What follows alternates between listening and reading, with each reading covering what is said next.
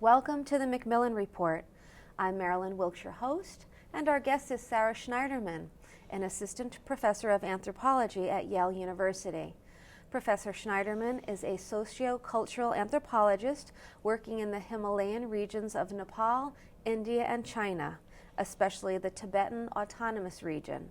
Her research addresses the relationships between political discourse, ritual practice, cultural performance, and cross-border migration in producing contemporary ethnic identities. Since 2009, she has been involved in a project entitled Inequality and Affirmative Action in South Asia, Current Experiences and Future Agendas in India and Nepal. Today we talk with her about that project and her research on inequality and affirmative action.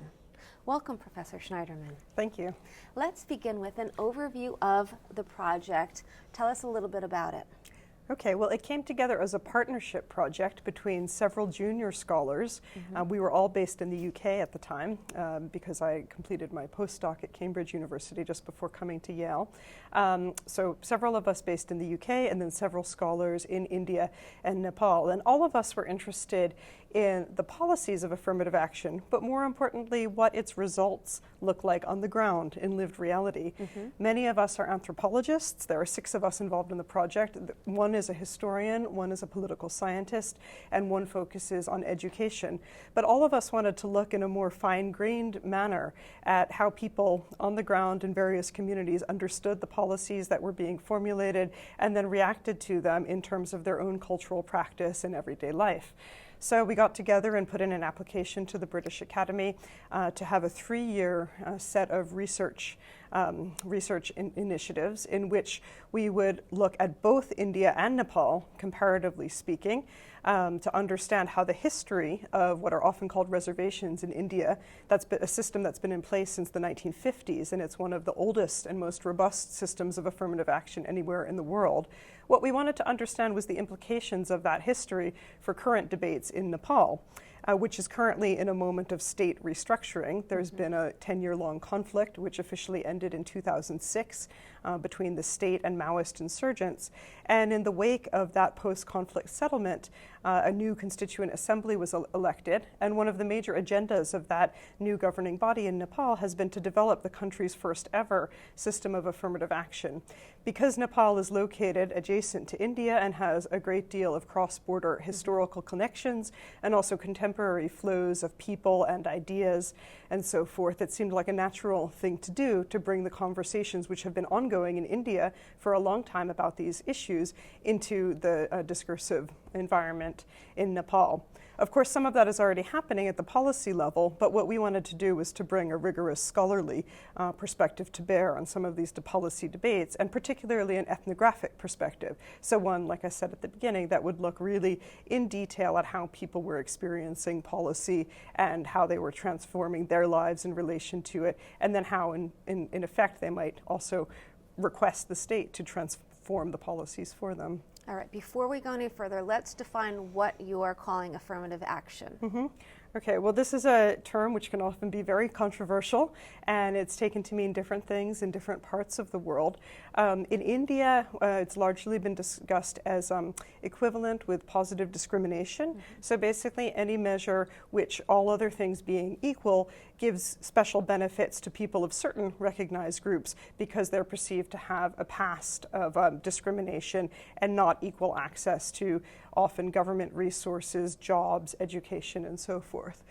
So affirmative action actually refers to a broad range of possible initiatives, some of which can be positive discrimination, as I just described.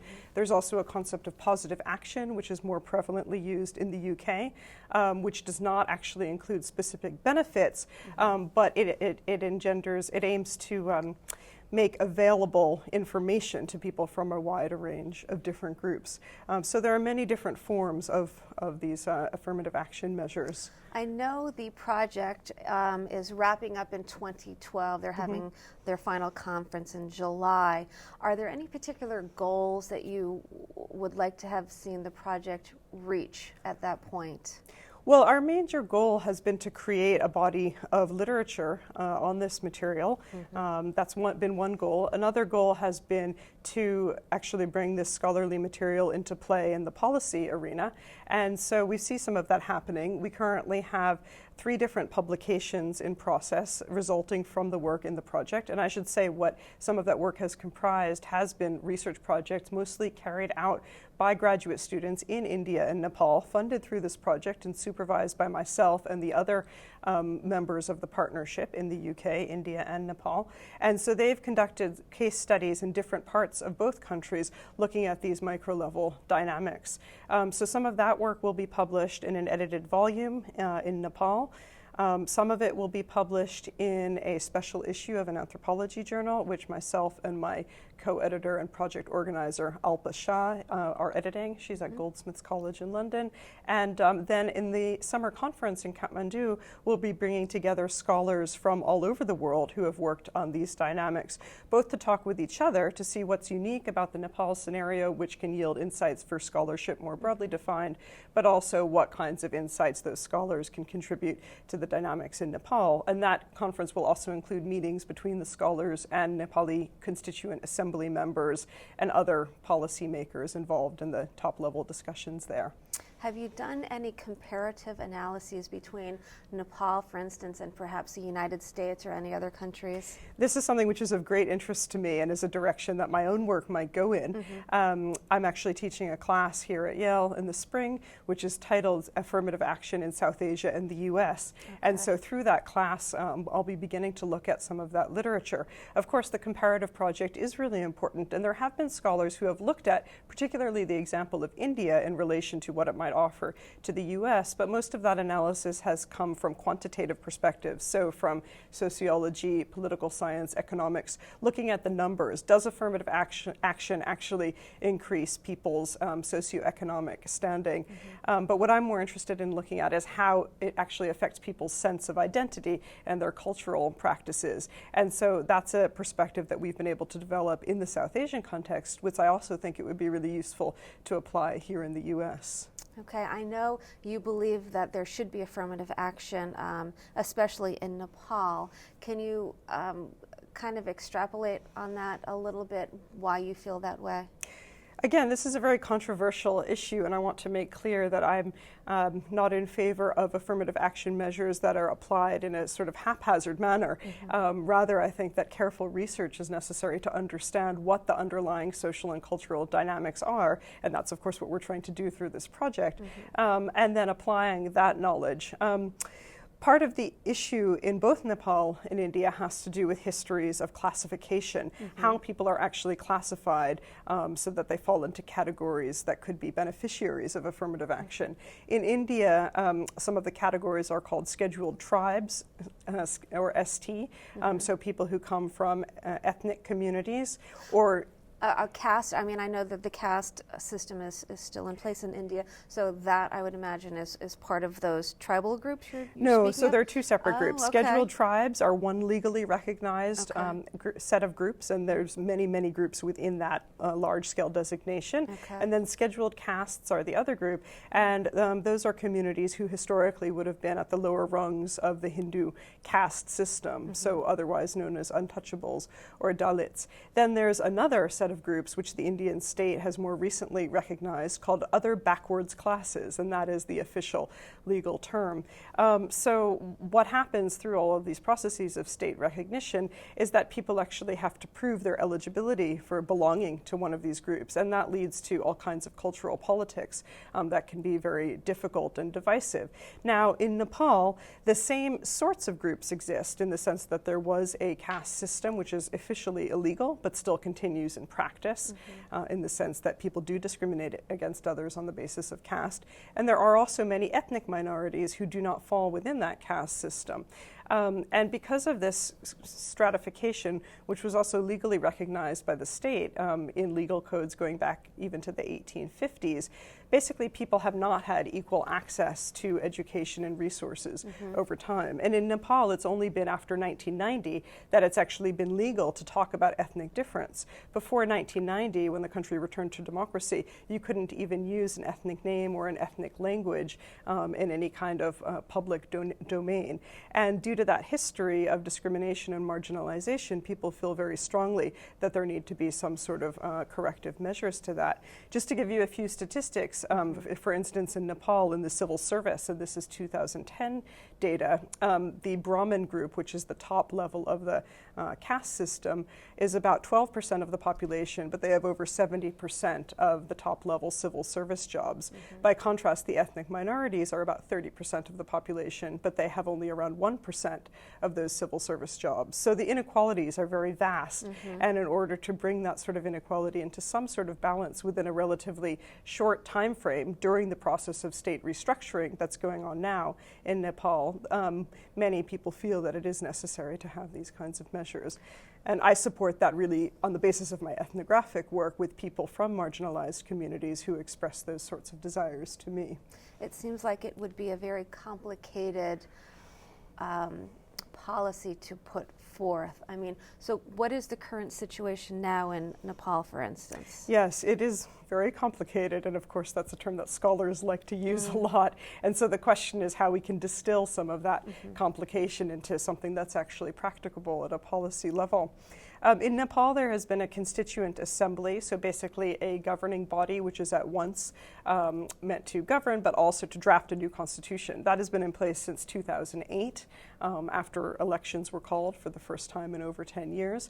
And they were supposed to draft a constitution within 2 years, but they missed that deadline. Then it was 3 years, they missed that deadline, and now they're continuing to work on that. And one of the main divisive issues is this question of affirmative action, how to actually set it up in a way that accords people who were discriminated against in the past a fair chance without creating new forms of discrimination against members of the previously dominant group. So this is a subject of very active debate, and it's in tandem with the discussion about state restructuring. So Nepal was a unitary state in the sense that it had no states or federal structure like we have here in the US. It was just one homogeneous polity, and now the idea is to break it down into 14 different provinces, each of which might in fact be governed by an ethnic, the ethnic group that is dominant in that area. But as you can imagine, this is also very controversial. And so the question is, how can equality actually be assured in a way that doesn't actually fragment the state and also makes people feel like they're all getting equal access to the limited resources the state has to offer? I mean, it's something that you can probably debate and talk about forever, but it gets to a point where you have to stop and say, okay, here's what we're going to do. So that you have not reached that point yet in Nepal. No, I mean, of course, many people have their own ideas about what should happen, but it still has not been actually formulated in any kind of legal manner. Those constituent assembly debates are ongoing. And as a point of comparison, in India, the constituent assembly debates had a similar form, but were held between 1948 and 1950. And India's affirmative action system emerges out of those debates. So what happened in India 50 years ago is happening in Nepal now, and that's why the comparison between the two countries and taking lessons learned from India's 50 years, also about the negative sides of affirmative action and what Nepal might do to avoid some of the problems that India has encountered. That's a very valuable exercise. What are some of the challenges that India has encountered? Well, the one that I look at most carefully in my own ethnographic work relates back to this issue of classification that I mentioned earlier. So basically, what are the criteria out there for a group to be recognized as a scheduled tribe? Well, in India, the list dates to 1965, and it includes evidence of being primitive, and these are the Indian government's terms, not mine, geographical isolation, backwardsness, their own traditional culture, and some sort of oral tradition. So they're very normative terms that basically say people should have this kind of cultural practice if they are to be recognized as tribal.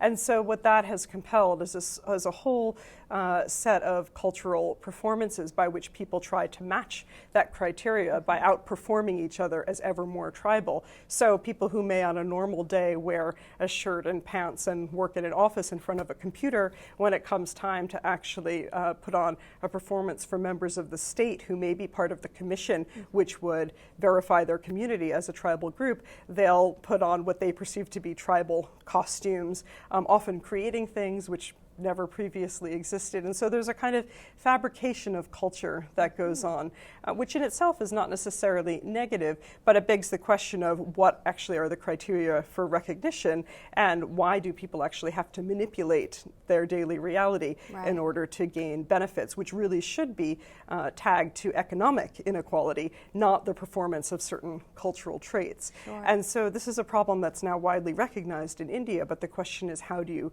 transform those legal codes at this particular moment, whereas Nepal has the opportunity not to reify culture as a criteria, but instead to find ways of evaluating economic inequality and the ways that it's linked to caste and ethnicity in a much more nuanced manner. And there are various groups that are actively trying to come up with those definitional rubrics. And what do you think the future holds? I mean, how far down the line, how many years perhaps do you think it will take before something is instituted in terms of affirmative action, particularly in Nepal? Well, we'll have to see. They now actually have a deadline for the Constitution. Hold on, it's September, August, at the end of November. But it remains to be seen whether that will actually come to pass or not. The very sticky issue in Nepal, again, is this issue of federal restructuring on the basis of ethnicity. So should there be new provinces or states which are delineated along ethnic residence patterns? And as you can imagine, that's a very controversial issue. So will that happen or not? We still don't know. My hope is that they will find a way to institute affirmative action at a central state level so that these powers are not devolved to newly formed states, but rather are administered from whatever remains of the central state, so that such policies can be formulated in a way that are equitable for people living all across the country, regardless of where they are. Actually having new states with new administrative structures to set up responsible for developing affirmative action policy at the same time seems like a great challenge to me. Yes, I agree. Well, thank you so much for being here with us today and sharing some of your work. Thank you very much. For more information about Professor Shneiderman and her research, please visit our website at yale.edu/Macmillan Report. Be sure to join us again for another episode of the Macmillan Report, made possible through funding from the Whitney and Betty Macmillan Center for International and Area Studies at Yale.